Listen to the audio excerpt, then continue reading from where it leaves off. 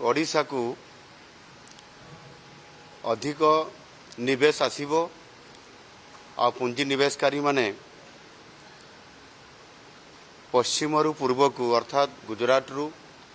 ओडिशा को निवेशकारी माने आसीबे समान को आनिबा पई 3 दिनिया ये गस्त थिला। ये 3 दिनिया गस्त भितरे विशेष करिकी गुजरात रो राजधानी अहमदाबाद एवं तापरे मुंद्रा पोर्ट एवं परवर्ती पर्याय स्टैच्यू ऑफ यूनिटी जो एकता नगर केवड़िया ये गस्त पर आज शेष दिन रे बदोदरा रे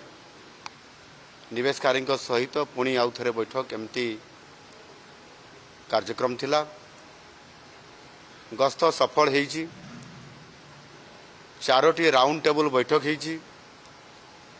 एवं सेथिरे प्राय 1-to-1 रोड शो रे 70 रु अधिक कंपनी सहित आलोचना होईची। बदोदरा रे एवं अहमदाबाद रे एवं पाखापाखि 700 रु अधिक पुंजी निवेशकारी सहित तांकर चेयरमैन सीओज अधिकारी मानकर सहित आलोचना होईची जहा फल रे गोटे पॉजिटिव वातावरण भितरे गुजरात रु किभली भाव में अधिक पुंजी निवेश ओडिशा को आसी पारिबो यार उपरे गोटे बड़ सफलता ओडिशा सरकार को ये मिली पारिछि। एथिरे विशेष करिकी मु जहाँ अनुभव कली गुजरात को जाइकरी जे गुजरात रे जो शिल्पर विकास होइछि एवं विभिन्न विभागर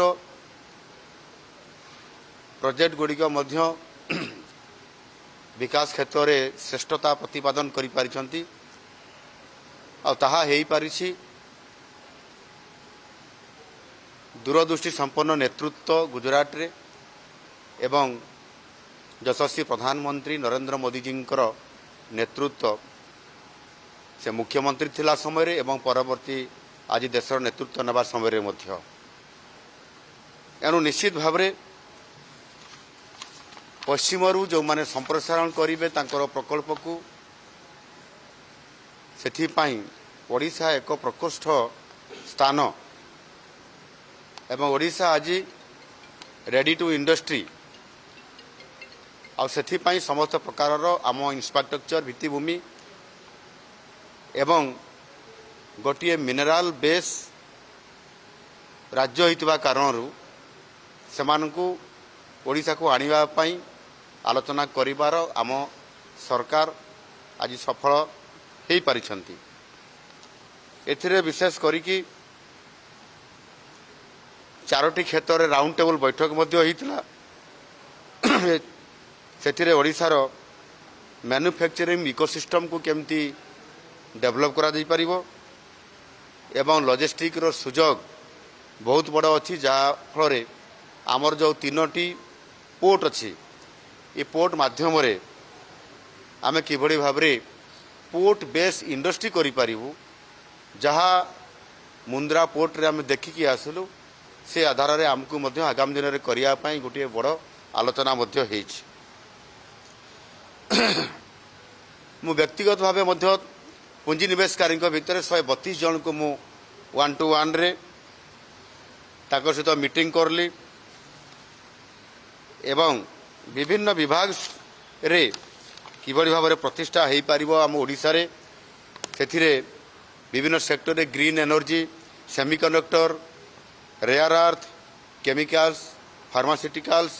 पेट्रोकेमिकल्स मेटल डाउनस्ट्रीम एरोस्पेस ता सहित defence food processing apparel textile tourism IT एवं ITS logistic infrastructure capital goods यही अनेक विभाग सहित सेक्टर सहित सेठी आलोचना हैला एवं प्राय 50,000 कोटी टंकार इन्वेस्ट निवेश एठी ओडिशा रे हेबा पई सेमानक सहित आलोचना हेछि प्रस्ताव सब आसीछि एवं एमओयू मध्य हेछि। एठारे मु गोटे कथा कहया पई चाहूछि आपण मानकर माध्यम रे लोकन को पाखक वार्ता देबा पई मध्य जे ओडिशा वर्तमान पूर्व भारत पई ये आम देशर गोटे गेटवे हिसाब रे आज दृढ़ आज गोटे आइडेंटिफिकेशन आमको मिली परिचय गोटे सृष्टि पारिछि एवं जो पोर्ट बेस इंडस्ट्री कथा मु कहूँ पारादीप धामरा एवं गोपालपुर आम से आलोचना होइछि। मुंद्रारू धामरा मुंद्रा जमिति गोटे पोर्ट आज वर्ल्ड बेस्ट पोर्ट हो पारिछि सेमति धामरा को मध्य करिया पई आमको पड़िबो आ सेति पई डेवलप करिया पई पड़िबो एवं ताहार मध्य सुजोग आनिबा पई ऑटो कंपनी सहित ए बाबद रे आलोचना मध्य हेइछि। एनु निश्चित भाव रे आज ये जो गोटे किभଳି भावरे बंदर चालित विकास रणनीति जहाँ करबा पई आवश्यकता थिला आज गोटे बड़ सुजोग आमे पाइछंती। सेठी बहुत बड़ बड़ पोर्ट अच्छी मुंद्रा पोर्ट सहित कांडला पोर्ट भी अच्छी आहरी अनेक पोर्ट भी अच्छी आमर एटी 3टी पोर्ट अच्छी ता सहित आम एबे नुआ करी गोटे केंद्र सरकार सहित आमर बाहुदा पोर्ट को आम डेवलप करने जाऊँगी से 25,000 कोटी टंका केंद्र सरकार प्रोजेक्ट रे भी अर्थ देइछंती एवं टाटा कंपनी सहित आलोचना होइछि सुवर्णरेखा बंदर आमर जो सुवर्णरेखा डेवलप करने से दृष्टिकोण